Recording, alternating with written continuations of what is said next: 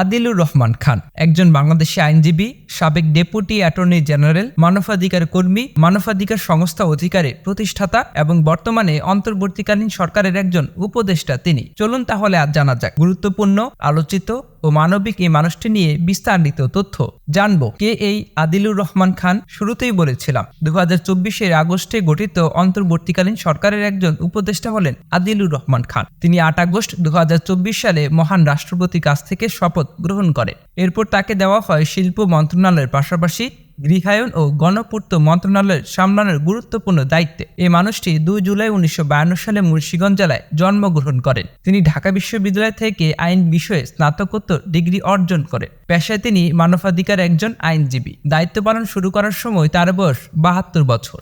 দেশের সংকটময় মুহূর্তে দায়িত্বে পান শিল্প মন্ত্রণালয়ের পাশাপাশি গৃহায়ন ও গণপূর্ত মন্ত্রণালয়। আগের মতোই এবার দেশ সংস্কারের দায়িত্ব পেয়ে নিষ্ঠা এবং সততার সাথে কাজ করে যাচ্ছেন তিনি। বর্তমানে তিনি দেশ বিদেশে আলোচনায় কেন্দ্রবিন্দুতে রয়েছেন।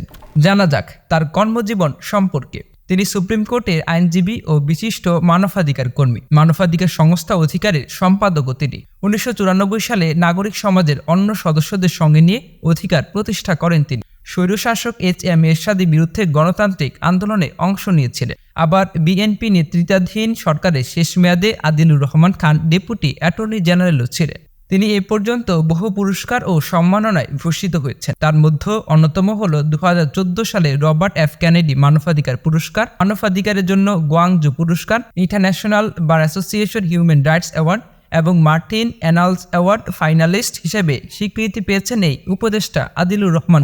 দেশ বিদেশে আলোচিত এমন ব্যক্তিদের নিয়ে সবসময় ভিডিও পেতে স্কিলফির সাথেই থাকুন। আর অবশ্যই সবার আগে আমাদের সব ভিডিও দেখতে স্কিলফি চ্যানেলটিকে এখনই সাবস্ক্রাইব করুন এবং পাশে থাকা বেল আইকনটিতে ক্লিক করতে ভুলবেন না।